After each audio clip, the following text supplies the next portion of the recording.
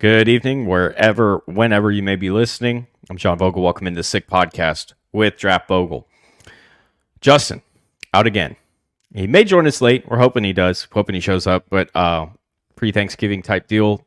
Good stuff going behind the scenes for him. So he's had to continue work. But joined again by Mr. Mark Jarvis, who's been an absolute stellar fill-in for us. And obviously a professional at what he does. We're happy to have him. All-Star season's upon us. We talked about it, the games last week. Got into some of the lower-known players. Wanted to kind of continue on that trend and start to look at some of these guys that are going these games, especially with the impact of the new junior rule that we talked about on the show last week as well. But first, Shane, back in the studio. Let's hit it. Turn up your volume. Because you're about to listen to The Sick Podcast. With Draft Vogel. With the first pick in the 2021 NFL Draft. The first pick in the 2022 NFL Draft. With the first pick in the 2023 NFL Draft. The sickest NFL Draft show. It's gonna be sick. And speaking of sick, we have one of the sickest deals available in sports gambling this episode, presented by DraftKings. The NFL season is growing strong, and DraftKings Sportsbook is hooking up new customers with an offer that's even stronger. Bet $5 on any game this week to score $200 instantly in bonus bets, and DraftKings isn't stopping there. All customers can take advantage of a sweetener offer every game day this November. Get in on the game day greatness. Download the DraftKings Sportsbook app now and use the code SICKSPORTS. And new customers can score $200 instantly. Let's go ahead and bring in Mark Jarvis, CEO of Jarvis Scouting. It would be the best way to put that, head of Jarvis Scouting. Also, Lindy's magazine special. NFL draft special every year, putting in the great work. We talked about all those different things. Thanks for joining us again, man. Thanks for having me. Anytime, dude. Anytime. And it's like when I had to replace Matt Ungashek, who went on to go join the Houston staff. He's a recruiting analyst and does a lot of their scouting there now. When we replaced him, it was like, well, Justin was the first person I called because it's like, well, I'd love to talk to Justin every week. And now it's kind of like, well, it's like, well, Mark, you're coming on here. I like talking to you every week. This is a great excuse. So looking at all-star games and stuff and everything else like that, we talked last week about the game circuit and got into some of the players. I wanted to kind of continue on some of the players that have accepted invites. I think we got a couple that haven't officially yet that we want to talk about as well, but should.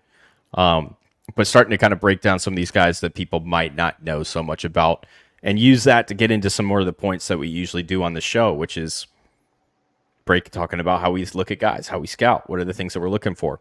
And we got a lot of guys that we can start to get into that have already accepted invites, the first round going out from the Senior Bowl, the Shrine Bowl, all those different games that fit criteria in terms of things that we're looking for.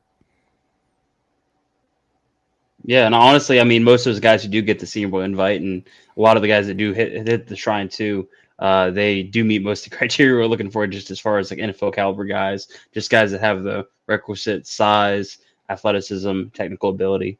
So with the Senior Bowl invites not coming out now, we've got a lot of guys to cover. Before I didn't put this in there, but this thought just popped in my head. This is not to put you on the spot or anything, but with all the data that you collect, it shouldn't be too hard for you to figure out. Have you noticed any measurable variables between the Senior and the Shrine Bowl? Because we talked last week about the gap that there is between those two all-star games. But is there a gap in, the body types that are going to these events?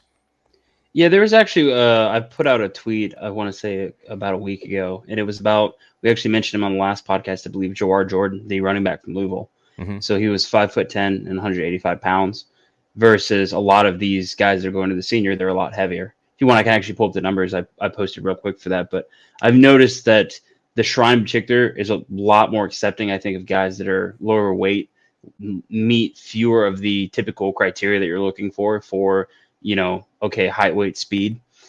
And I wonder if that's more so it's part of their scouting process where they're just more lax on those measurables than the Senior Bowl is. And I wonder if it's not that, if it's just the quality of player is a little bit lower, and that's kind of causing these measurables to be lower. If you want to go and pull up the numbers real quick. Absolutely, because that's one thing that would be a good talking point in the aspect of what we expect to see. Because I think when we go to the Senior Bowl, you and I, are you going to be actually? Are you doing it this year? Probably not. Okay. Unfortunately, I know that we were down there the same year. I think it was 2020, right? That's where we were. It was the COVID year, right before COVID hit, I think. Yep. So 2020. Yeah. So we were both down there for that. Because we remember I was watching. We go in the film room. You're like, I'd never met you before. I don't know if I ever told this story in public. I'd never met you before. I talked to you on like Twitter and stuff, and I didn't even know if you really knew who I was yet or not. And you just walked up and like in this big crowd. We're upstairs and like in the second floor where you really are not allowed to be anymore at the Senior Bowl. But back then, yeah, exactly. Back then, everybody was there. That was the hangout spot. You run into players, you run into trainers, you run into coaches, scouts, all kinds of people. And so I was hanging out up there. I was talking to it was a Ohio State player's trainer. I was wrapping up the conversation anyways, but you come up and you were just like, you want to go watch tape? Because I had the film room right there. And I'm like, sure. We go in there, we spend an hour like watching tape, going through, and you were like picking my brain, and then I started like picking your brain, and I was like, it was fun. Yeah, it's funny because nowadays I've realized how I don't want to say it was wasted time, because I was kind of in the candy store because I'd never had one of those remotes where you had just instant rewind. I'm used to using the keyboard and watching broadcast at that point, so I had all 22. Or it wasn't all 22 even, it was just the practice footage where you had the one-on-ones and stuff like that, and you could just slow it down. You could do whatever you wanted with that remote. And I'm like, I gotta take this in and focus on watching this when I should have been trying to network and stuff like that. But you were fine. You were fine, dude. So the thing I wanted to pull up, I thought I had the averages. I don't. I want to say it was around the average weight of a Shrine running back last year. I want to say it was like 202, 203, where Senior Bowl was closer to, I think, 208, 209. But last year, the Senior Bowl had just one back below 210 pounds, and the Shrine had 4. This is a very consistent theme you'll see year to year since Galco's taken over. I don't know if it was that way before Galco. And that would probably indicate if it was that way before him, it would give you an indication as far as whether it's Galco doing that and their staff, their focus on, hey, let's focus more on the player than like in terms of the skills rather than the measurements. But I think it's an interesting topic. I think one that from the Shrine standpoint, you're recruiting a lower class of players. No offense. Like you're going to get guys that are more 5th, 6th, 7th. And as a result, you have to have a lot more give as far as what you're willing to accept. And you could go for the more, okay, let's look for height, weight, speed guys. Let's look for athletes. Or you could go more towards, let's go for guys that are just really good football players that have been really good in college that, hey, maybe they're not going to test that well, but you get them on a roster and they're going to be, worthy of making the 53. So I think as far as just recruiting strategy goes and how they view, each of them views the game, I think it's an interesting topic. No, yeah, because it's when I talk to the scouts, after the national championship game this year, as in Georgia TCU, that was one of the first things that everybody talked about was the difference in the body types between the Georgia Bulldogs and the Texas Christian Horned Frogs. Was just the fact that Georgia was so much bigger and they were more physical at every position. And so that's why I wanted to kind of bring that up a little bit because, a lot of the guys that we're going to be talking about have accepted invites to the Senior Bowl already. That's where most of the accepted invites have gone at this point. I think that Shrine Bowl's accepted 10 or 11. It's around there, that number right now. The Senior Bowl is climbing up toward 30 as of current recording time. I wanted to start on the defensive line because there's some really interesting guys that have accepted invites here. I want to start with Houston linebacker. He's kind of a rush edge to me, at least. Nelson Caesar, who has accepted, I believe, has he accepted a Senior Bowl invite, or is he just invited? They gave it to him at after one of the Houston practices, I believe. They gave both him and Patrick Paul one. I don't think it's official. I don't think they posted on the account, but I would consider it pretty official. Yeah, okay. Yeah, I'm seeing that. I just pulled that up. I was thinking he'd already accepted it for some reason. But yeah, so we got a guy that he's invited. He's most likely going to be there. You've taken a look at him. What were your first impressions? Honestly, I had a hard time with him because I watched him on last year's tape, and I thought he was a pretty average athlete. I thought he was a guy that, while he had some refinement with his pass rush plan, I didn't see the type of burst, bend, that sort of stuff that I was looking for. And then in the tape this year, I think he looked a lot better, and so I was trying to reconcile what was the difference there. What did I not see last year that I saw this year? And then a couple of guys that really came to my mind. Last year, I think it was last year, Thomas Nkum out of Central Michigan. Did you see him? Oh, yes. Kind of the similar body type. I think he's probably a little bit taller. I think Nkum was a little bit heavier. Another one that came to my mind was Quincy Roche out of Miami a couple years ago. Yeah, I was a big Roche guy. And I think that's what's tough with him is he's too small to be a defensive end, right? I don't know what the official arm length is. I'm going to guess it's somewhere in the 32s, and that would worry me. He's 6'3", he's 250, somewhere in that ballpark.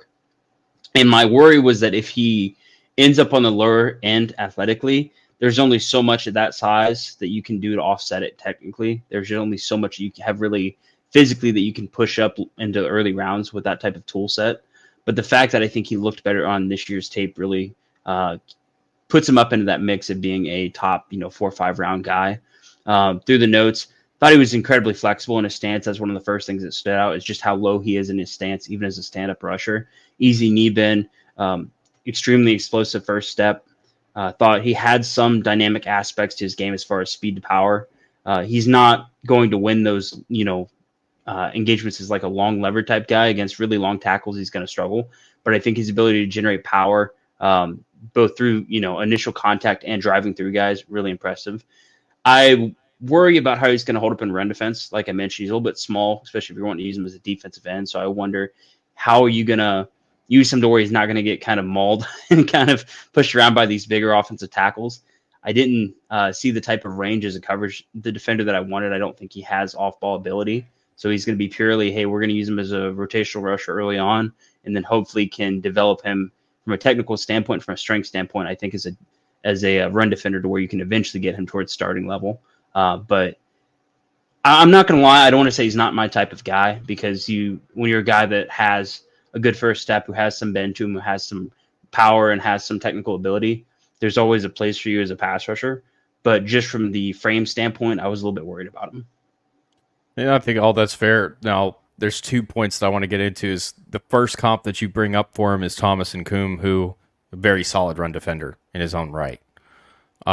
So that's from a body type standpoint, if he's not run defending up to where he should be at this point, that is concerning. Secondly, this is a really good question for topic, because the whole idea that I had with this show when I started it was to get into the really deep nitty gritty scouting, go down the rabbit hole, and talk about different things, because everybody talks about their notes and what they see, but what does it mean, to people that are learning, people that are getting into it? And so the first point that pops in my head with what does it mean is when you see a jump like that, where your notes from 2022 to 2023, one year to the next, are different and a good bit different. What does that mean? What are some of the things that you start doing to go look and see what is it that you missed? Is it just that he's taking a jump? What is it usually for you? Yeah, well, it's tough because I don't have access to the type of information that oftentimes tells you that sort of thing, whether it's developmental, whether he's just taking a jump through, you would learn that sort of stuff by talking to people around the program. Hey, right, he's working harder, he's doing a better job in practice, or maybe last year he was dealing with an injury and that slowed him down, and he was fighting through that. Or some guys, even if they have something off field, like, in their personal life, they play differently. So it's hard to know what exactly caused that jump. It may have been I just misevaluated him. It might have been that I just didn't see the type of burst that he had. I think I did 3 games last year, and so I thought that was a good enough sample size to get a feel for him athletically. So I don't know if it was I missed on him athletically or if he's changed, but I would say I feel pretty confident in what I've judged athletically this year, and I think that's reflected by the fact that he did get the Senior Bowl invite, that he was a guy who, as far as media buzz goes, as far as the amount of attention he's getting on like the consensus board, for instance, I think it does reflect that. And one thing I think is interesting too is, I actually didn't expect him to get the Senior Bowl invite. I hadn't watched him at that point when I was doing my projections for who to get the Senior Bowl invite, but Jim had not been talking about him much. There wasn't a whole lot of buzz as far as what I could pick up for how they felt about him. And so I figured, okay, he's going to be more of a shrine level guy. he gets the Senior Bowl invite, which means, okay, he got really good feedback from teams. I wonder if it was the Senior Bowl was a little bit lower on him, thought maybe 5, 6, and then they got feedback from teams, hey, 3rd, 4th round, and make sure we get him in. Yeah, and that's a good point to bring up too, because the Senior Bowl is really well tied with NFL franchises and really puts a premium on the information that they're getting back from other scouting departments across the league. And that might, I think that's a well-known fact, at least in our industry, but maybe not for the average person, that they really do. They have their own scouting department, yes, and it has a ton of NFL experience on it. I think this year they're up to 180 years of experience between everybody on the staff. But they still take a ton of input from all 32 NFL teams because that's who they're ultimately putting the event on for to begin with. And that's, to me, I think that's the proper philosophy that you want to have for an all-star game. The other thing, a lot of the points that you hit on, I think that I was right there with. Now, I did think that, from a hand, because I always like watching, the technical side of it. I've talked about on the show, like one of the thing I always like telling edge rushers is you're playing chess, and the way that you set up that blocker that you're working against is how you win a lot of times, especially at the next level, because you're not going to come in here with power. You're not going to come in here with speed unless you're just an absolute special player, or you're just taking shrooms and Alderall before a game like Max Crosby does. But when you look at Caesar, I think that he needs to be a little bit better with his initial hand placement, especially when he initially engages. I think that sometimes he's off, doesn't get a really good spot to start out fighting with. I think that he can be a good hand fighter, and I've seen him in some reps do that pretty well, set up pretty well, has a little bit of a plan to his game. But overall, I thought his initial placement, when he comes off the line of scrimmage, he seems to struggle a little bit more with. I liked his pursuit this year. I thought that he was pursuing better, especially in the backfield, coming off the edge when he's the contained defender. And so when you talk about projection to the next level, I feel like I keep saying this, but it's because the 3-4 defense is pretty much dead, the 3-4 base, in the NFL at least. And so when you got a guy that kind of fits that rush edge, outside linebacker, 3-4 pass rusher type, it's really hard to put him in the league because you have to be very, very good at it to get on a team. The caveat to that has been if you can play pass coverage and you can drop and do different things like that, we're talking a Hassan Reddick role, 5th man on a 4-man front when you go 5-1 bear or you do something like that, which a lot of teams have been beginning to incorporate ever really since the Eagles put a Super Bowl run together last year with, primarily using that defense. The opportunities that it opens up against a 5-man protection or even just getting a tight end matchup is great. I don't know if he fits that yet. So I had him in the 5th, 6th round at this point. But I most of the points that you hit on, I think I think that's where I was with it too. I did think his motor's really good. And those are usually some bonus points for at least coaches. Yeah. Here's part of my hang up with it too. And this goes to, like you said, you want to ask the questions of behind the evaluation of like what, more rather than just about the player, but overall what you're looking at with the process of it. Right. Mm-hmm. And so with him, the question I would have is, one, how much do you value the technical ability with your hands? Like one of the notes I had, it has a very wide variety of moves. So how much do you value that diversity of moves? And then also, how much do you value the efficiency of the hands right now versus what they could be? So like for me, I like to look at it from like the standpoint of maybe a guy doesn't have great hands right now, but does he have fast hands in general? Does he have the hand speed to compete in terms of hand fighting? So I wondered where you fell on those two topics. No, that's a good point. And I think we had hammered on this when we talked about edge rushers and stuff in 2 or 3 months ago, because that is a big point. And one of the things that I went into last year, I think every cycle I have certain questions that I want to try to figure out and get answers from. I consult with a lot of different scouts to get their opinions and see what they kind of do. And that was one of the things is hand fighting. If I got a guy that can't use his hands, that doesn't know how to use his hands, how easy is it to teach him when he gets to the professional level to use them? And most of the feedback that I got from scouts, from coaches, was not hard, not easy. It's not easy at all, because what you're doing is you're fighting against muscle memory since a lot of times they were in high school. sometimes even back to middle school, where people just didn't teach them how to get into a hand fight, how to use their hands and set themselves up with positioning. So when you got to see a guy like Trayvon Walker come out of Georgia, and you see the way that he positions himself so fluidly in a pass rushing rep and even run, but mostly passing when you're looking at this stuff, his upper and lower body is so synced to set up the other for success. His lower body is always in the right position to win a rep, as soon as he gets his hands to the right place, and vice versa. And I think Emory Hunt, you probably know Emory from CBS and the czar of the playbook. He was one of the guys that I talked to that year specifically about that aspect of the game. So with hands, to me, if I see a guy that's not using his hands and not while he might have a variety, I think that's a plan, especially when you watch him rep to rep and see what he's kind of doing and chart what he's doing. You can see that they have a plan, and it's not just random. And that's what I kind of see with Caesar, is that he's doing that. He's got a plan. The issue is, if he doesn't have his hand placement down right now, that might be a lot harder to continue to coach into him. Just based off of the feedback that I had gotten over the last year from coaches and everybody else with what they're looking at and why they see that kind of stuff. So I've already got 2 knocks against him. I've got the one being a tweener. He looks like he's a tweener. And 2, I don't think he's as technically refined as he could be. So granted, that's usually a flyer pick, 5th, 6th, 7th round, which I think is probably where I'd have him right now. But overall, to me, hand usage, if you're not doing it straight up right now, that's a very difficult aspect of your game to develop. Fair.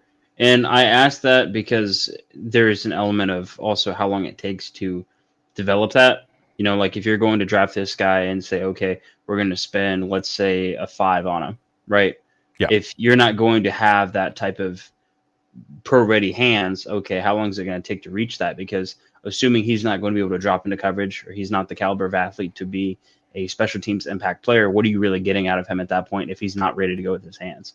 I think I was higher on him than you were with the hands. I actually like the hand placement, funny enough.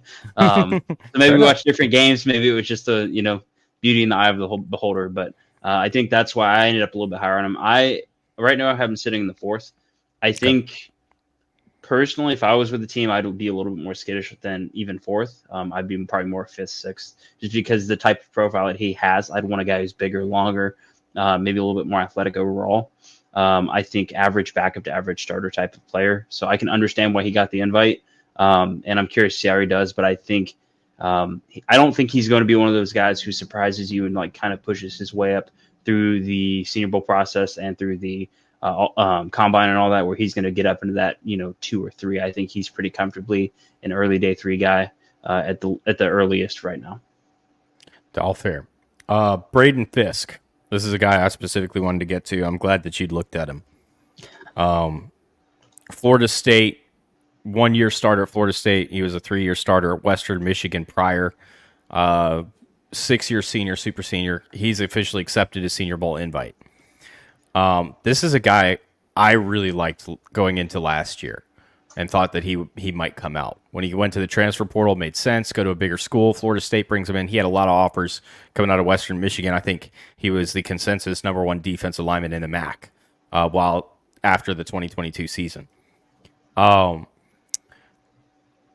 Your takeaway from Braden Fisk, what do you see when you look at this guy? Very much a try-hard player. Just going through my notes, great urgency and energy, always attacking blocks, always staying active with his hands. I thought he was surprisingly nimble, able to get skinny, kind of slip between gaps without getting tangled up. I thought his athleticism was good enough to kind of move around the line. I think you can use him in different ways. Good pad level. I think even though he's a little bit sawed off, he's not necessarily the longest guy, and I think the small wingspan will create issues both as a tackler and in terms of the way he engages blocks. I think the level of effort and the technical prowess that he has will offset some of that. I think the biggest issues I would be concerned with right now are, I think, a lot of scouts are going to write him off as being a very physically average guy, just as far as the body type, the length, all that sort of stuff. And then also just the run game. I thought he gave up ground way too easily. He'd get pushed out way too easily. I think he needs to be a little bit more disciplined and a little bit stronger in terms of when he does stack and shed guys. Yeah, there was definitely some things that popped, going from 2022 watching Western Michigan in the MAC to watching him at Florida State. You saw some of the things being the same, which rangy, I think that you hit on. He likes to get outside the tackles and go chase plays to the perimeter. When he's able to, that is. Now, very much has a brute mentality to me. Wants to wreck the backfield. I thought, again, this is going back to hands. Thought he could use his hands better. Would like to see that. He struggles to win with placement. Because if he doesn't get on with his initial placement, he's going to really struggle. He does flash some strong power sometimes, I thought. Not as much at Florida State, like you kind of mentioned. Has some decent range. Mentioned that already. Very solid pass rusher. He can at least impact. I like him as a gap shooter, is basically where I like him. Because of, like you mentioned, him getting skinny. I think he would be a really good fit as a 3-tech on a 4-man front, as a rotational piece, maybe develop into an average starter. Definitely, I think I thought a little bit higher of him watching him at Western Michigan, and then seeing him go to the ACC with Florida State. While he's been a good strong piece for them, I think on that defensive line through their season, the strength and length concerns did definitely pop up. What round are you thinking on him? Probably right there in that 5th, 6th again. I have him in the 5th as an average backup to average starter. I think, I think the pre-draft process is not going to be very kind to him, just as far as the body type, and he might not be the greatest tester, but I think the tape and the try-hard aspect to him is going to help get him to at least that 5th round range. You talk about the try-hard deal. There are certain teams that put a premium on try-hard, on effort, on, hustle. And I think the two teams that pop out the most with that put that premium on it more than anybody is Detroit and Pittsburgh. When you look at their defensive lines, he would be, I could see Detroit pulling a 4th round pick on him in the class. Oh, the way how aggressive Detroit is with taking guys they want, they could go like 2 or 3 on him. Like, Detroit doesn't care. Detroit will take him if they like him. So, and that's a great point too. Of Detroit, for instance, is a team that they tend to like those try hard, all effort type players. And I think that's we're talking, he fits that mold. Home state player too. Played at Western Michigan, came out of not far from there, Michigan City, Indiana. That's a coming home for him, basically, too. Detroit likes those types of things too. I mean, Aiden Hutchinson, John Kraminski, players like that they've won with effort and carved their roles in their defensive line. He just screams Detroit Lions at me, honestly, is what it is. So here's a question for you. Let's say it's draft night. We're on night 2 of the draft, and Braden Fisk is a 2nd round pick to Detroit. What's the media backlash, if there is any? There's some. There's some. Because there'll be a lot of people mad at that point. There'll be some defensive tackles if that were to happen. There'll be some defensive tackles that are on the board that they're going to sit there and go, well, why not him? It's just like when the Eagles took Milton Williams in the 4th and didn't take Akeem McNeil, is that his name? The North Carolina State. Aleem McNeil, that's it. They didn't take him, and Eagles fans and Eagles media went nuts. Like, why are you taking this guy nobody's heard of out of Louisiana Tech? And he's blossomed into a really great pro. On that, you want to know why they took him? Let me pull up the numbers real quick. Well, you can pull up the numbers, but I can tell you exactly why they took him. Okay, go ahead, and then I'll follow up with the numbers. They took him because they had a couple guys on their board that they could have picked, and Howie Roseman has a habit of consulting with certain people before a pick, especially the later that they get into the draft. And so they knew they wanted a defensive lineman at that pick once they were on the clock, and he went to Fletcher Cox, and he said, who should we take? And Cox said, Milt Williams. I want to play with him. And that's why they took him. So 6'3", 284, got 31.5-inch arms. Okay, smaller guy to start with. 4.67, 34 on the bench, 38.5 vert. There you go, right there. That's what. Obviously, it's a lot more than that, but no, I think the aspect of how much he really toasted the pro day. Yeah, no, he was fantastic. And I mean, you've seen that athleticism. He's been able to make up with the short arms because a lot of times you don't see teams draft under 32-inch arms on the line. Yeah. But he's made up for it with his athletic ability and just his pure strength sometimes. And that's part of why I'm kind of worried about projecting Fisk any higher. So, like, you look at, I mean, I'll go through my defensive tackles here. A couple different guys that fit that mold of, like, Howard Cross from Notre Dame. Have you seen him? Absolutely. Another guy, sub 32. Mekhi Wingo from LSU. I don't know if there's any official measurements out there. I don't know if he's going to be down into 31s, but I think he's going to be on the shorter side for arm length if he comes out. So you look at those guys, and those guys kind of just dot my, like, round 4 through round 5 category. And a big part of that reason is I don't think they're the type of athlete where most of those guys going in the top 50, top 100 defensive tackle, they have a lot of length and they have a lot of athleticism. So if you're lacking one of those two, odds are you're going to be dipping down a little bit. Doesn't mean you're not going to be a good player, but it just means the type of capital that teams are willing to invest in you generally is going to be a little bit more lower end for the draft. I mean, even when you look at the rest of the class too, you're not just talking 4th, 5th round, but you potentially Tyler Davis out of Clemson, Brandon Dorlus out of Oregon, Tim Smith out of Alabama, Miles Murphy, North Carolina, Keith Randolph, Illinois. Not to shake off Jerzon Newton, he's probably 1st-round pick. Isaiah Mullins, Wisconsin, Noah Shannon, Iowa, Justin Bogie Bay, however you say his name, out of Alabama. I mean, like, there's a lot of guys that kind of fit that 2nd, 3rd, 4th, could go anywhere in that range depending on how teams feel about them. It's a deep class. And so a guy like Fisk, unless you really just like him, falls farther down the draft. Yeah. And that's what, like, I know Howard Cross, too, is an example of that, where he hasn't got a Senior Bowl invite. I would almost guarantee he does. I know Jim really likes him. But it's a question of, hey, there's so many defensive tackles in this class, especially if all these underclassmen come out. Yeah. It's just, how do you fit those guys within a reasonable amount? Like, you look at the number of players selected. Like, I'll pull up real quick if you don't mind. So defensive tackles. Yeah. On average, there's 2.5 in the 1st round, 2.5 in the 2nd round, 4 in the 3rd round, 2.5 in the 4th round, and 2.5 in the 5th round. So on average, over the last 11, 12 years, in the first 5 rounds, there's about 14 defensive tackles. So you look down that list, like who's going to get pushed down, right? Like, who's going to have to go down? You look at like a guy like Gabe Hall from Baylor. Like, Gabe Hall is a physical freak. He's extremely long, got a great frame, but had some questionable tape this year, in my opinion. And with the depth of this class, it's like, is he even going to get drafted? I would think he would. There's so much there to work with that you kind of expect it, but you start having to kind of place guys into rounds, and you can't have 5 defensive tackles in the first, 5 in the second, 5 in the third. You got to narrow it down to what's a realistic supply and demand aspect to it. So I think that's what makes it tricky trying to judge where a guy like Fisk goes without knowing, here's all the underclassmen that are going to come out, and here's how the rest of the defensive tackle rankings stack up. That's it.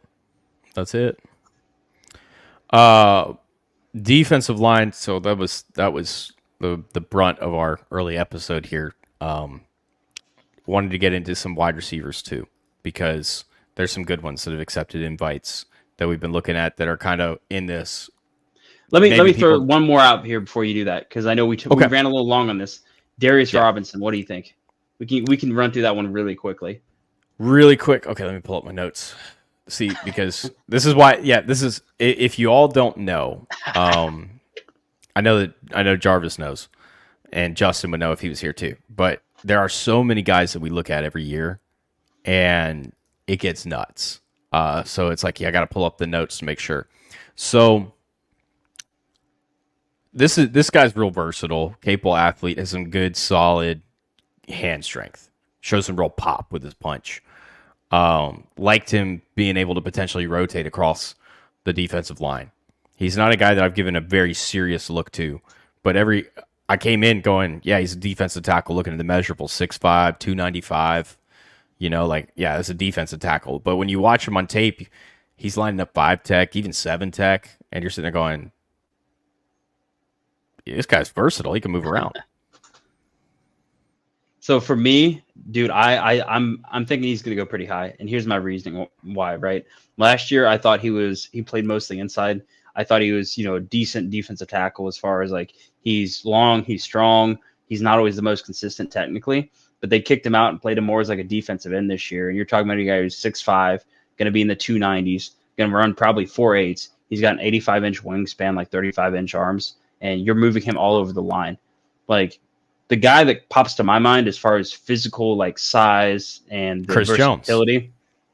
Well, I was going to say last year, Keon White shot up real quick. Oh, Now they're different players, but I think the type of jump to where I think when we get to that, okay, everyone's gathered at the Senior Bowl and talking about this guy, and he has the chance to kind of do those one-on-ones. I think he's going to shoot up not necessarily as high as Keon White did, where Jeremiah had him, top 10. But I think he's going to end up in that, okay, can he sneak into the first round? Is he a second rounder? Is he a third rounder? That sort of thing. So I just want to throw him out there because I think he right now I've seen a lot of people talking about him like he's going to be this round 4, round 5. He's just a defensive tackle and this and that. I think coming into the year, that's what I would have expected. But after the year he's had playing as a defensive end a lot too, like I think he's really going to get pushed up. No, that's a great point. I'm glad that you did bring that up because that's what popped at me from what I'd seen so far. It's not a guy that I've given a very serious look to yet. But, just watching Mizzou and seeing him pop and going, he's playing all over the defensive line. Like, there's some versatility here. And that's why I said Chris Jones, because that's what Chris Jones is doing at 6'5", 300 pounds. So wide receivers, Xavier Legette is a guy that he's got a Senior Bowl invite. He has no more. I don't think he has any more eligibility left, so he's going to have to come out. But this is a really good guy to start kind of talking about. He hasn't accepted it officially yet, but not a lot of people knew about this guy coming into the year. I think that maybe some really deep draft nerds knew about him. I knew that I did because I saw him 2021 Duke's Mayo Bowl against North Carolina, and absolutely filled in a role. Had to. It was between him, DK Joyner, and Joyner was playing some quarterback, and they were doing some bunch of different things. Jaheim Bell popped in that game, but Legette was a guy that popped in that game too, and really had a nice, solid showing where you could see some of the athletic ability. And then he didn't see the field much in 2022. Ends up coming in late in the year, has a huge game again against Notre Dame in that bowl game, and now pops this year full-time starter, especially after Juice Wells goes down, who's coming back for a year, by the way, announced that he is coming back to South Carolina. He won't be in the draft. Legette is a guy that really exploded onto the scene in some first round mocks, which mean absolutely nothing at this point. Can't stress that at this point. But draft analysts are jumping on it, draft media is jumping on it and putting him in the first round. Is this a guy that warrants that kind of hype yet? Personally, I don't know if he gets up into the first round. I think that's a tall task for any receiver, just because of the quantity of guys at the position. And this looks like a deep class at wide receiver this year, at least in those early rounds. So I don't know if I would be that high on him. I watched him at the end of September, and immediately you could see the athleticism on tape, right? Like he really stands out just as far as he's a physical freak. The numbers I have, 6'1", 219. That was verified in the spring. I know he's listed 6'3", 227. He's not going to be that big. No. He's not going to be that big. He looks that big on tape. Like he looks pretty big on tape, but he's not going to measure that big. But really unique height, weight, speed guy. The estimate I had would be 4.43, but I think the range is probably somewhere in the mid 4.3s to high 4.4s. I think he's going to be comfortably in that range to where you say, yeah, he can get deep. No worries about that. Just really impressive body type. I thought he's not necessarily the most polished route runner, right? Like he's not necessarily always consistent with his footwork. He's not always sure as far as how to release, but I think the balance and the physicality to run through contact and to consistently, I call it route integrity, right? Like how well, when guys put their hands on you, how's your timing? How's your ability to continue to, kind of keep that pace that you need to be on? And I think he did a great job of it. The hand-eye coordination, catch radius really stood out. Deep threat, the speed that he can get when he really gets going downfield stands out. That's why I know we talked about him a couple weeks ago, or a month ago rather, with Gam, and I brought up the comparison of Jalen Hyatt. And Hyatt was obviously much, much lighter, but I think they win in a lot of the same ways. They have the same hand-eye coordination type ability. I think the jump ball, the flashes that you see, those things all match. But a lot of the technical stuff that people were this is why they weren't really paying any attention to him heading into the year is, hey, he's pretty raw, right? Like, he's an athlete, and he hadn't gotten to show a lot of that stuff on tape. But he certainly has a lot of room to improve as far as the actual technical mastery of the position. I'll give you a guy that he kind of reminds me of. Because, I mean, I know that you said Hyatt, and the height weight doesn't quite match that as well. But they do win a lot of the similar ways. But it's Cordell Patterson. You know, when he came out at Tennessee, I was a big Tennessee fan at that point. I wasn't in draft yet, but I watched him at Tennessee a lot. And goes in the first round. I think the Vikings took him in 28th overall or something like that. Tested absolutely phenomenally. Very similar build. And very similar raw traits. Where he just had this pure athletic ability. It stood out on tape. He was a playmaker, and he struggled to find his way early in his NFL career. I don't know if Leggett finds that because he's entering a different NFL, you know, where they can take guys like this and say, hey, as long as we can get you the ball, that's all that matters. The premium at the receiver position, we talked about this in the receiver episode, you know, I think Gam was on for that one, is that you have to be able to catch, run after the catch. And you have to be able to be a running back in the open field. And the more ways that you can make guys miss as a runner, whether that's with physicality, contact balance, with a good variety of moves, quickness, being able to understand defenders, the more value you're going to have as a receiver. That's something that he does really well. Because you mentioned the strength that he has, the contact balance that he has. When he gets into traffic, he's going to break some tackles. He's usually going to make the first defender miss, whether that's just with his balance or whether that's with his speed or pulling off a move. He's got a really good arsenal for that. I don't see first round like some of these mocks have him going. I think there's too many receivers that's going to muddy that water and it's going to push him down the board. But I could see day 2. I could see mid to late day 2 where he kind of sneaks in. The other thing that's going to hurt him is his age. You know, we've got, in this receiver class specifically, we have a lot of young receivers that are extremely talented. I mean, I'm just going off at like traditional Z receivers. Marvin Harrison Jr., Rome Odunze, Xavier Worthy, Malik Neighbors, Hamika Abukba. Joshua Seif is probably coming out. You haven't looked at this guy, but Jacob Cowing is really good. Malachi Corley, Western Kentucky. That's another guy that's fantastic. Well, it should be at the Senior Bowl. Javon Baker, UCF, under the radar guy. Jalen Polk at Washington. I know that the other Washington receiver, I can't think of his name right now. McMillan, he's up there too. You know, so when you start to look at all these guys that are in that range where they're all special, they're pretty darn special talents, and they can do this as well, and they're younger, this pushes an older guy down the board because how much longer do you have with them? Especially if these guys are more technically refined at this point. So yeah, I think for me, I have them. My projection is going to end up being like 3-4. Somewhere in that late third to early fourth. But I could see him going as early as late day 2. I mean, late second round.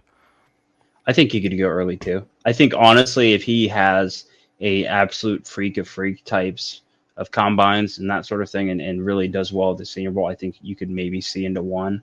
And I think part of that is too, you're just talking about such a height, weight, speed freak. Like I said, you know, maybe he's probably 4.43, right? Yeah. What if he goes out there and he runs 4.33?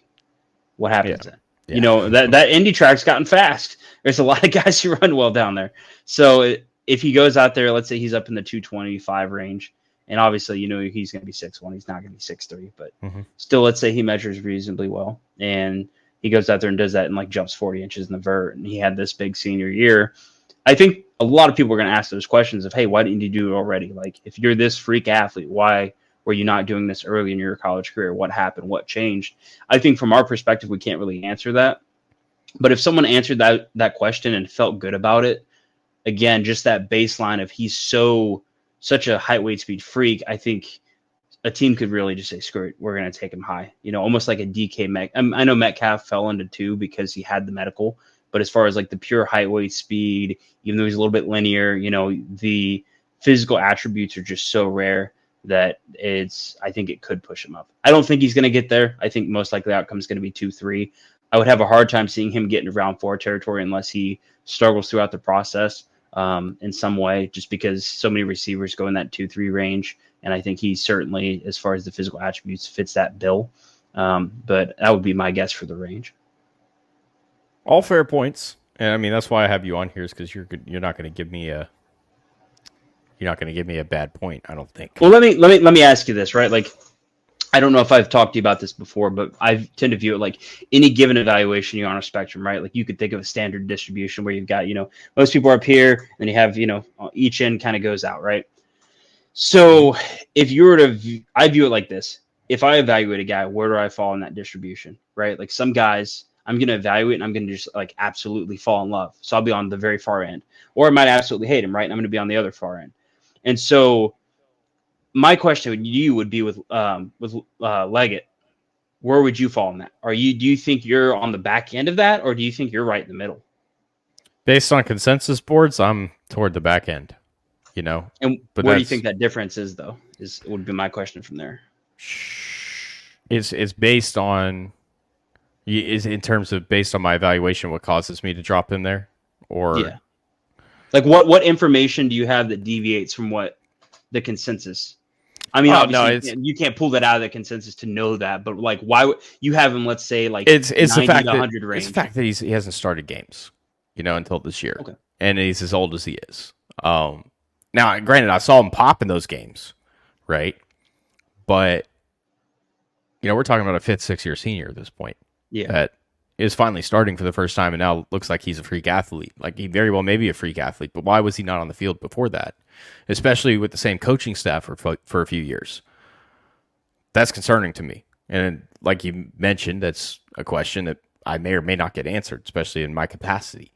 But that's probably why I have him there. It's like, well, I don't want to get too high on him and go, well, I see all this and all these traits and all these different things, but why didn't the basic common sense question to me is, why didn't he play already? Mm-hmm. So I think that's where I'm at with him, is if I get that answered, I mean, if he goes out there and tests like a freak, like the measurables that you outlined, then hell yeah, I'm thinking late first, right? Yeah. Because there's not a lot of guys that, when you start to get into that late first round, especially with some of the trades that we know will come down, the trades that have already happened, there's going to be some luxury picks there where guys they're going to be like, hey, we could use a playmaker. Let's go get this guy, but I'm not thinking he's going to project quite like that. I'm thinking that he's probably going to be more in the high 4.4s, the low 4.4s, which is fine. And I don't know about a 40-inch vert, maybe. But again, why didn't you play? Why didn't you play those other years? It's not like you transferred in and had to work your way up. You've been there. Yeah, it's not like there's a big backlog of guys or you're in the backlog here, and all these guys are in front of you. Like they're not pumping out first round guys left and right there, right? Right. So that's kind of my question at this point with him. Quickly though, Jamari Thrash, Louisville.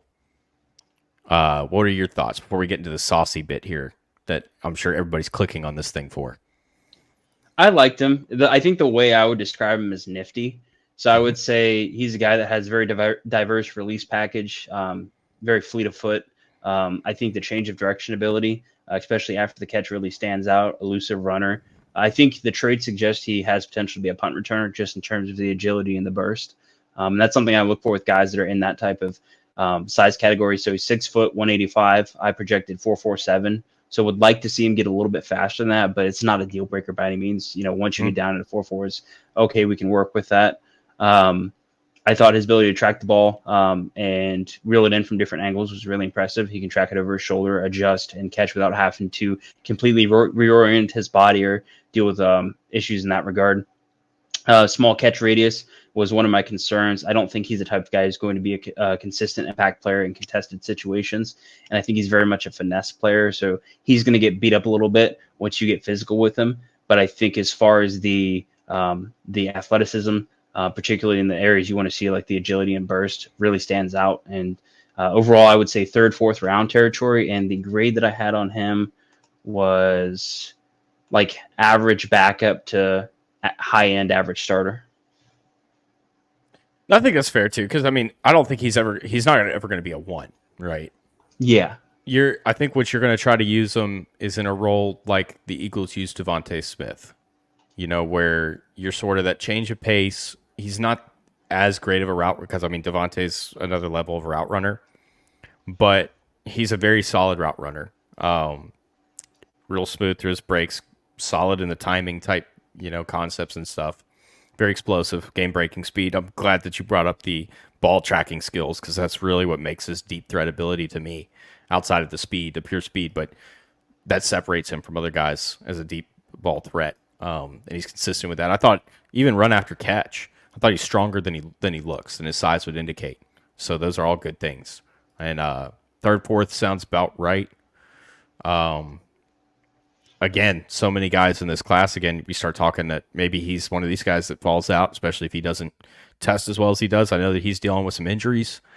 He's got a hand injury. He's been dealing with something in his ankle late in the year. So I don't know if that's something that comes to hurt him in the draft process or not, but I think he's going to go down there, and we're going to see some pretty sweet release type routes. Not quite Tank Dell, but there's going to be highlight clips coming out of Mobile, because he's officially accepted his invite to the Senior Bowl. Yeah, I think he's going to look good down there, especially in those one-on-ones. That type of agility and ability to get a lot of ground on your releases is going to stand out there. But I'd be really interested in the punt aspect. I can't remember if he has punt return experience or not. I didn't record that in my notes. Yeah, I didn't have a note on that either, so I can't. But that would be one thing that if he didn't have that, I'd be like, okay, I got to see it. I got to if I'm going to project him into that third, fourth round territory, I got to know everything that he can bring.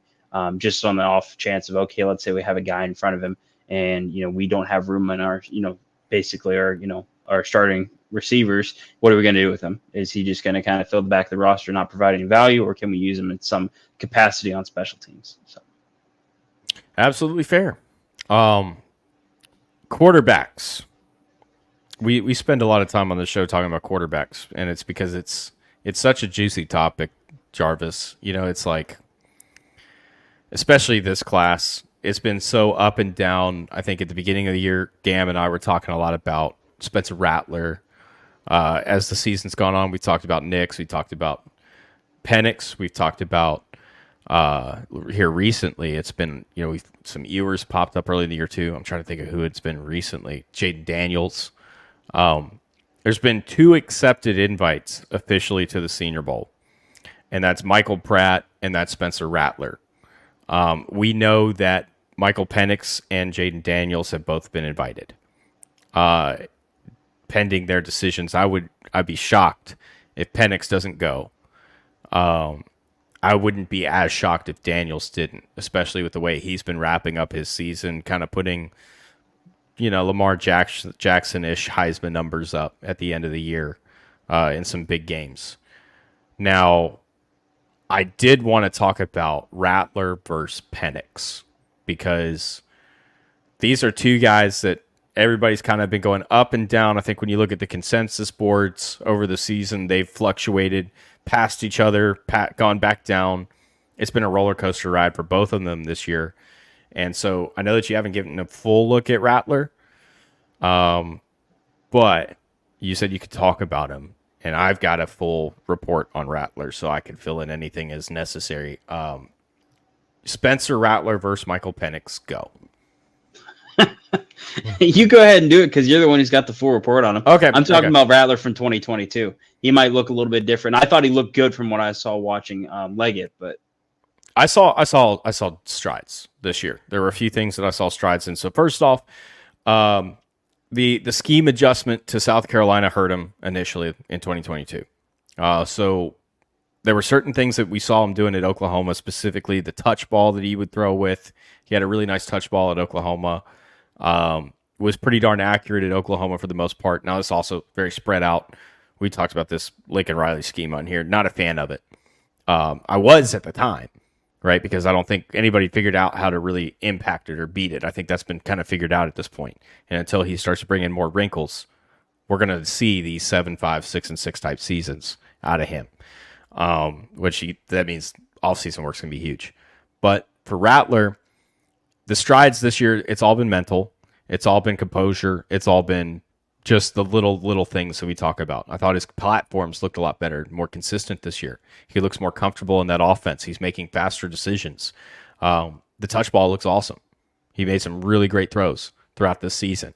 Now, once they played Tennessee, things kind of took a turn for the team in general. Juice Wells goes down.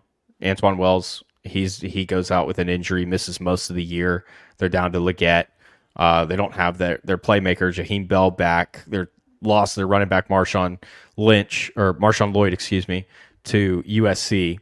So there were a lot of pieces that they were trying to figure out once they got into the brunt of their SEC schedule, how they were going to replace. So from a schematic standpoint, it didn't look the same on the results side of it, but from a schematic standpoint, Rattler, I thought, played really well through everything. Moves well in the pocket, starting to show more composure, really stepped up in, being able to step into throws, take hits as he's delivering it, and deliver a good ball through it. Overall, super athletic. I mean, by all standards, and excellent as an athlete. Gets outside the pocket really well. Has the enough strength and speed to be effective as running down the field as a scrambler. I might even design some quarterback runs for him, even though he's a little bit on the smaller side. He's been awesome. I thought. I would ask, what you said, he's a super athlete, right? What do you mean by that? What type of caliber are we talking compared to? Okay, we're not talking Lamar Jackson, but I'm saying excellent in the sense of when you stack him up against the other 100 quarterbacks in the NFL, he's going to be top 10, top 15 as an athlete. You think he's that good of an athlete? Yeah. As far as is a run and make you miss, like a Jayden Daniels type of with the ball in his hands, or is just like a scrambler? What do you? He has some strength that he can run with, because you see him run through some guys that he has no business running through. He's got a real sneaky juke that he'll pull off too, especially once he starts to get down the field, if he feels like he needs the yardage. When he's in those situations where he's got to be gritty, I think he's taken a step forward this year. So as an athlete, I just thought that his ability to get outside the pocket, first off, from that aspect, and being able to still be a passer runner on the move, very effective. And then once he gets downfield, he's very sneaky about it, but he's good. He's really good.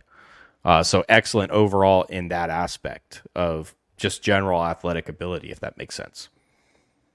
You're almost making me think of the way you're describing him as a runner makes me think of Malik Willis. How comparable is that?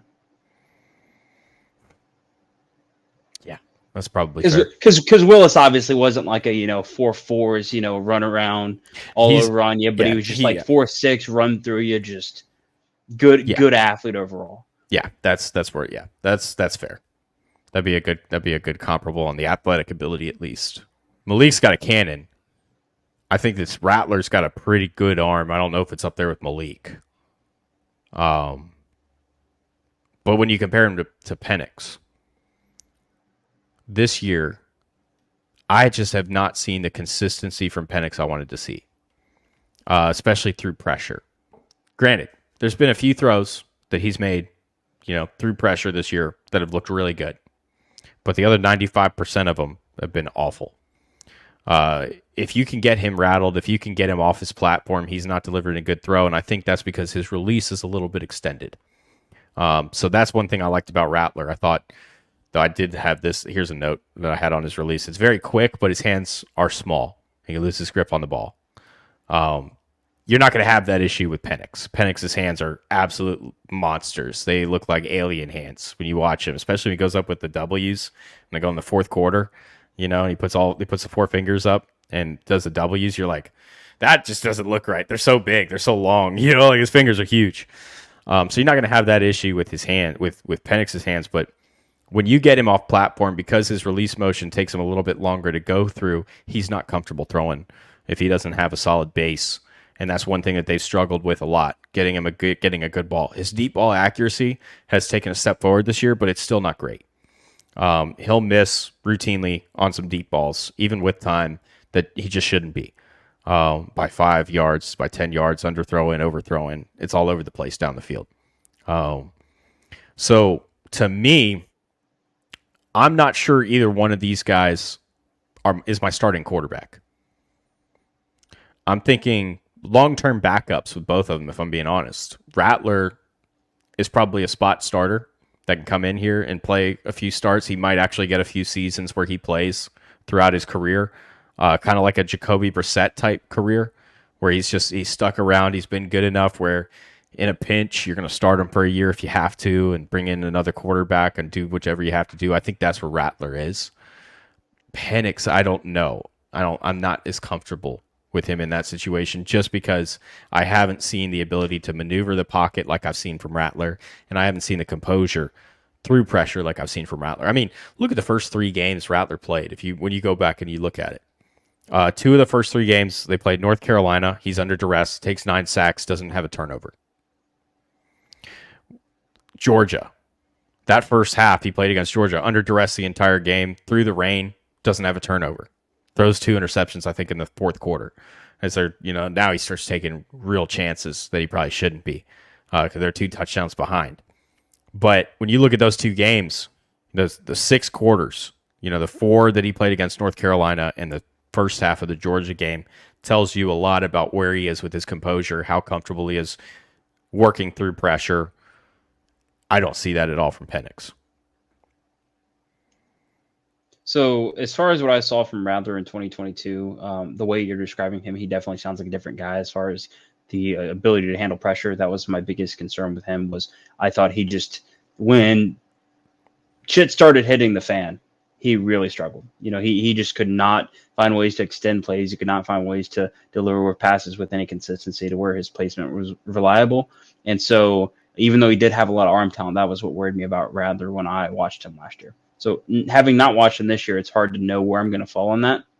But the reason I was kind of picking at you about the athleticism is I saw a way different athlete on tape. And this is obviously, going back to last year's tape, but I saw a guy who's probably going to be 4'7", so I thought he had decent maneuverability. I thought he could get around the pocket okay. I thought he could extend plays. If he got forced out of the pocket, he could, kind of keep himself alive and get away from some defensive linemen while being able to extend to make a throw. But I don't think he's running away from anyone. I don't think he's that like top 15 in the NFL type of athlete at quarterback. I don't want to say he's almost like Mahomes level, because Mahomes has this like freakish ability to elude guys and make you miss and just find ways to extend plays. He's not on that level, but I think he's, as far as the overall athleticism, if you were to get him out in space, he's maybe a cut or 2 below that, if that makes sense. Mm-hmm. But certainly I definitely like the arm, and I thought there was a lot of tools to be worked with there, and so it's just a matter of where I fall on this year's tape. With Penix, now I would almost guarantee I'm going to end up, by the end of the process, this is the tough part, right? Is Penix has such a wide range of what could happen, because there are some people that just, I don't know if it's a media thing. I don't know if teams feel the same way, but like, it just seems like you either love him or you hate him. For me personally, I tried to split the difference as far as projecting where he's going to go. So I'm in the 4th round. I thought the deep ball touch had some incredible flashes. It's really weird how good he is at the deep ball relative to other areas of the field. Like normally it's, if you're good in the short game, then you might struggle in the deep. It's usually not the other way around, where he's like this monster deep ball thrower and then you struggle in the short game. Thought he had really good velocity. Arm talent really pops. I think he's a smart decision maker. He's not taking unnecessary risk. The anticipation I thought was decent, but he is just so, I don't even know if inconsistent is the right word. So going through the weaknesses here, his footwork is very chaotic, very choppy, long and awkward setup, very slow release, and a very elongated release. I thought that hurt his ability to adjust his arm slot and deal with pressure. Whether it's, just adjusting to something in front of him at the line of scrimmage, or if he scrambles and he has to kind of arc the throw around a guy chasing him. I just thought he had a really hard time maintaining placement when he did that. The upper body and the feet are always misaligned. I think that leads to some really, really bad whiffs where he sails the ball or he darts it. I worry about, okay, how much of this production is driven by going to the system and having these standout receivers? Because you look back to Indiana and he's throwing 57% and he's, got like 5 TDs to 9 INTs. So it was, that's another area of concern. And then I don't I don't think he's that good of an athlete. I think his creativity is pretty limited. He's a pure pocket passer. So like, what does that leave you with at that point? I think when everything is aligned, I think he's decently accurate, and you love the arm talent and the decision making. But there's so many red flags as far as the way he functions when things go wrong and when he has to make plays outside of structure that is just a nightmare evaluation for me. And then also he has the medical, right? Like the medical could get him rejected by plenty of teams. Yeah. So you're seeing him in these first round mocks, and it's like, how many of these teams are even going to be okay with the medical? And if you're okay with the medical, okay, how many of your coaches are going to be okay with taking a guy who has these mechanics and these, I don't think you're going to fix that. I don't think you can change his throwing motion and clean him up in a way to where it's going to be, something that's, nice and pretty and what you want to see. I think he is what he is as far as how he throws the ball. Is that a bad thing? Like, not necessarily. When everything goes right, it's okay. But this is going to sound really bad because you always want to put words to the intuitions you have. And with me, I don't have much to say on it other than like, I see him and there's just red flags galore as far as the way he plays the position, as far as the mechanics and the way he just delivers, both under pressure and even just mechanically, even when he's not pressured. It's so long and delayed as a release. You know what it's kind of like is, I think Gam said this on an episode a few weeks ago when we had brought him up briefly, is he said Kirk Cousins. Whereas when everything is really good and you got it all set, he can sit there and he's got time to make the decision. He's going to make the throw. But when everything starts to break down and it's all chaos, very inconsistent, not able to get through it. It's interesting because I know we were going to talk about Michael Pratt too, and I actually have him comped to Kirk Cousins. I think he's a little bit better as an athlete. But you look at a guy like Pratt and his release is quick, it's tight, it's consistent. And with Penix, even if you're not putting pressure on him, the release is so elongated, it feels like it's throwing in some variance to every single throw. Yes. And as a result, you have those flashy touch throws where it's like, okay, this guy does have some natural accuracy to him, but it's just, you never know what you're going to get. It's a surprise every time he throws, as far as like what the outcome is going to be in terms of the placement, in terms of the timing. And I think when you start putting him in a situation where right now he's facing Pac-12 defenses, he's got some really good receivers, that elongated throwing motion and the slow release and all that, when you throw him into the NFL, what's that going to do? Is he going to make up for it with anticipation and arm talent? Because he can drive it. I mean, he can drive it hard. But is that not going to be enough to offset how long that motion is and how overall his setup is kind of delaying some of the throws he makes? Yeah, because it's kind of like Joe Burrow. When you watch him, that's not a guy that has arm.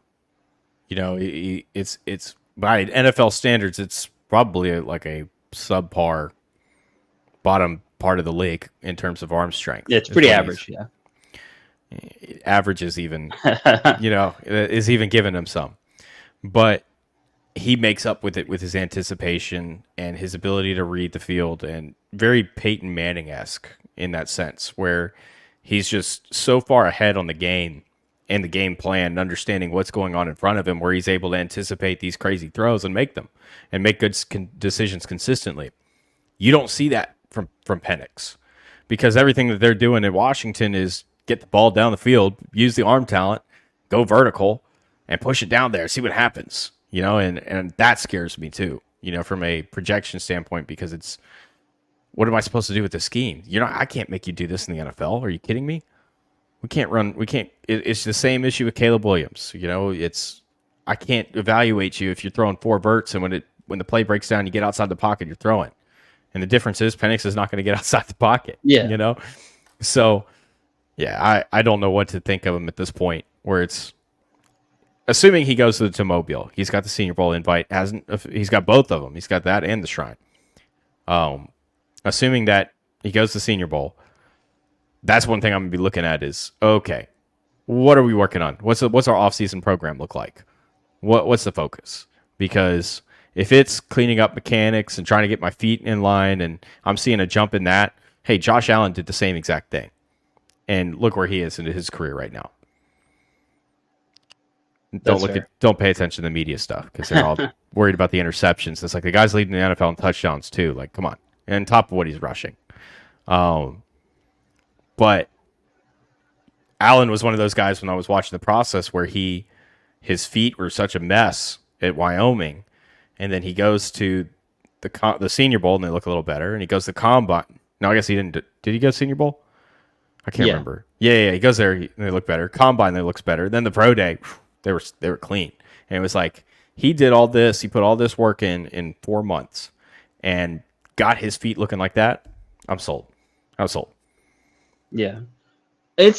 So there's a few different things here I'd want to touch on. Number one is I think it largely depends on just how comfortable you feel with projecting change, right? Like what can you project to change about this guy? And for me, I think you can clean up the footwork, but I don't know if you can change the way a guy just naturally throws the ball. Yeah. That's what I've been told. And that's as far as what I've seen, I think, over the years, it's reflected by player outcomes. And so I look at a guy like, for instance, Tyree Jackson a few years ago. Tyree Jackson had a cannon, and he had a slower release than Penix. He's probably about the same area arm talent-wise, and Penix has better accuracy. But the same slow winding release led to so many problems with Jackson. I wonder if Penix will run into those same problems. And so I view the difference between those two too is Jackson gets moved to tight end, right? Yeah. You ain't doing with that, Penix. No, he's not that big. No chance. He's not that big. But I view it like, how do you get the ball there, right? There's different ways. So some guys, you can do it with having a very, very quick release. And having that very, very quick release kind of it speeds up your process, right? It's time from you starting when you're going to throw that ball to when the ball arrives, right? So you can do it through a quicker release. You can do it through arm talent, the ability to drive the ball and get it there, just through the air. And you can also do it with anticipation. So being able to get the ball out early, right? Those, I think, are the three ways that you can get the ball where it needs to go faster. And so when I look at a guy and I see, okay, if he's got, a great arm, he's got a great anticipation, he's got a quick release. Okay, now we're really cooking. But if you run into a guy where it's, okay, the anticipation's there and the arm talent's good, but the release is so slow, okay, now I'm really starting to get nervous. Now, thankfully, Penix has a good arm, because if he had a bad arm, like if he had a middle of the pack arm, I think we won't be talking about him right now. No, it would be ugly because the ball just would not get there, and so that, and then also I just wonder, it goes back to the volatility of his play, where if you were, let's take Burrow as an example, right? Or even like a guy like Williams, they have control, even though they do some, like Williams, for instance, does some funky stuff with his release. He can change his arm angles. He can throw from different platforms, but he always has control over where that ball goes. Same thing with Burrow. Burrow, no matter what situation you put him in, he's going to have control with where that ball goes. He has that natural feel for placing it from all different sorts of angles. I think Penix, when you get him outside of structure, when you get him under pressure, and when you force him to adjust and make, those types of quick adjustments that need to be made as a pro, I think he loses that control. I think it gets very, very high variance. And I think even when he is protected, even when he does have time, the mechanics right now are causing him to be inconsistent. Right. I think you can fix the footwork and you can clean that up. And I think that's going to look good throughout the process with, okay, he's throwing against air. But I just don't think you can fix that if he naturally just does not have that when things fall apart. Because when things fall apart, the guy's going to go to what he's, naturally built for, how he naturally throws the ball, in my opinion. And I think that's going to be reflected with, hey, you put pressure on him, he starts struggling. Absolutely. That's a good point. So to wrap this thing up, we're not going to get to the offensive lineman. That might be a future episode deal. But to get to touch on Michael Pratt. So if we can't do Rattler versus Penix for you, what about Penix versus Pratt? Pratt. I mean, I have them both in the fourth right now as far as where I'm projecting, and that's part of that is driven up by how much hype Penix has gotten. I mean, I can't. He's got a Senior Bowl invite. He's getting mocked in the first round. I can't go and say, yeah, he's going to go in the 6th or 7th. Barring the idea that it's going to be medical. Personally, though, no doubt for me, Pratt all day. Okay, I can explain further if you want. Yeah, let's. The last point that we'll do is we'll talk about Pratt here.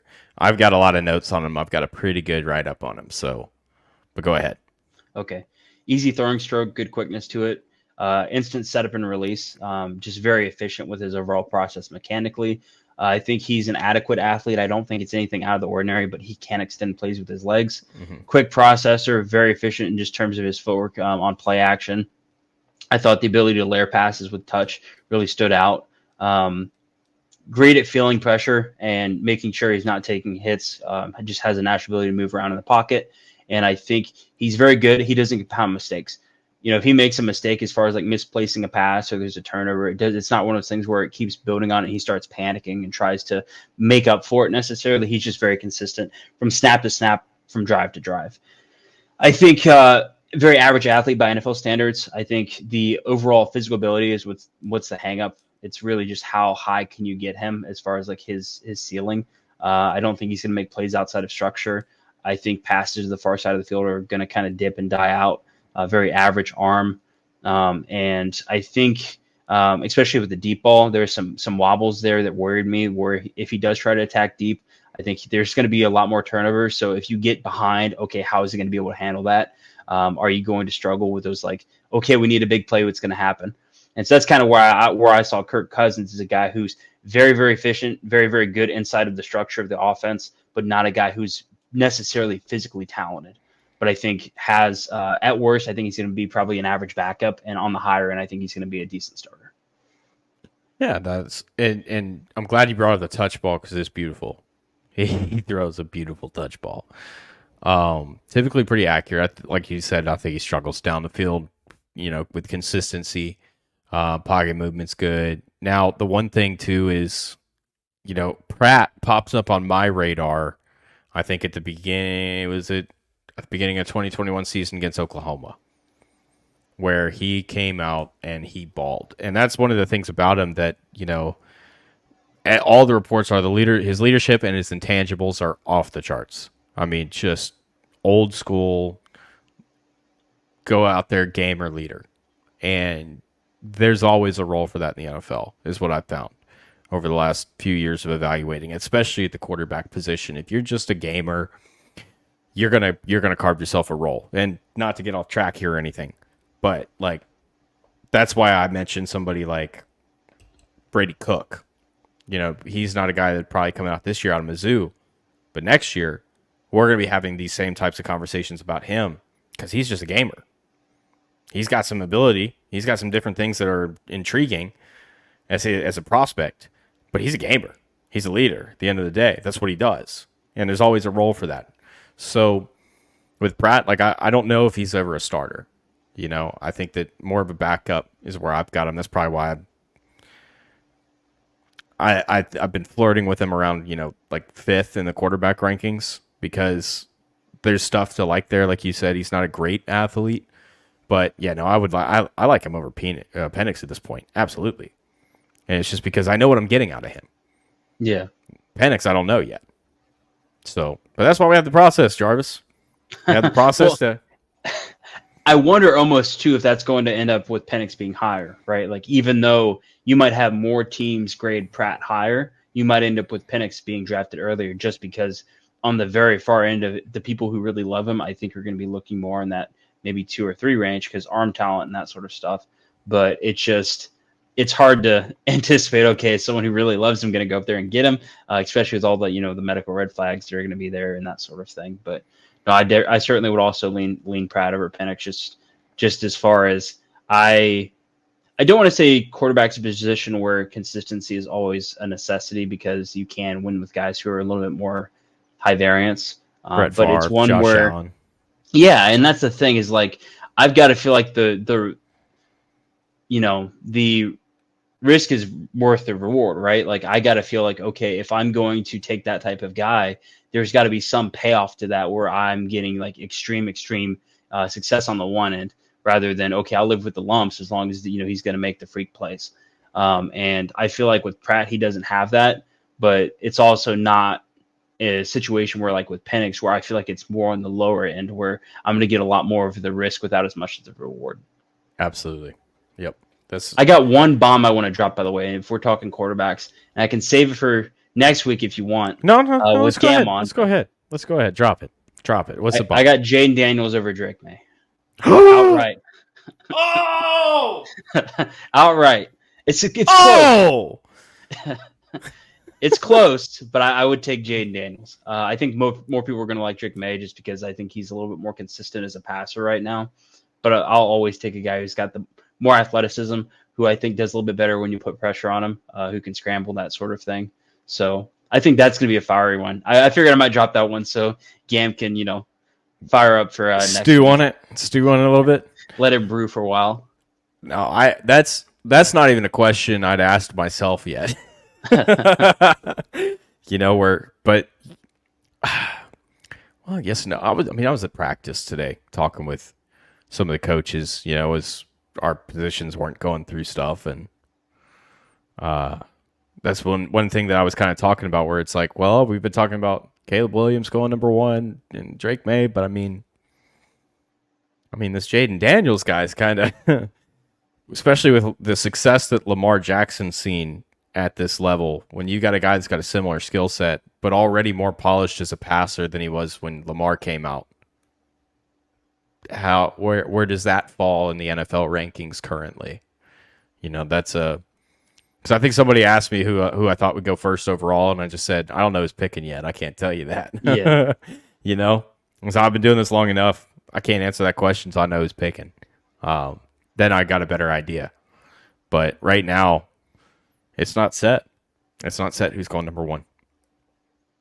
Yeah, and that's one thing I think Gam's going to stew on that so hard. But I think with Daniels in particular, there's just, as far as what he can do athletically, as far as what he can do out of structure, I just think that adds so much value to what you can do offensively. Is he Lamar Jackson? No, I don't think he's as elusive. I don't think he's that same high-end level speed. But I think a lot of the same dynamic qualities that you can add to your offense through that put him closer to that. And well, let's clarify this real quick. You don't think he's the same type of athlete as he is now, or when he came out? Because I think the injuries we've seen him he's not the same athlete he was when he's at Louisville. I haven't seen enough of Lamar in the past year or so to tell you if I feel like that's comparable. Okay. I could bring it up when we talk next week. Presumably, when Gam comes back, we can discuss that. But I would say he's a cut down below where Lamar was as a prospect. Take that for what you will. I think he's going to be like a high 4.4s, low 4.5s guy. And okay. I think what really stood out to me is I think a lot of the chunk yardage, right? Like you look at a game like Alabama, he's running away from their linebackers. He's pulling away from like even safeties. And so when you get him outside of structure and you get him, to where he can actually run, I think just what he adds in terms of that element is just so unique compared to even like a Williams or May.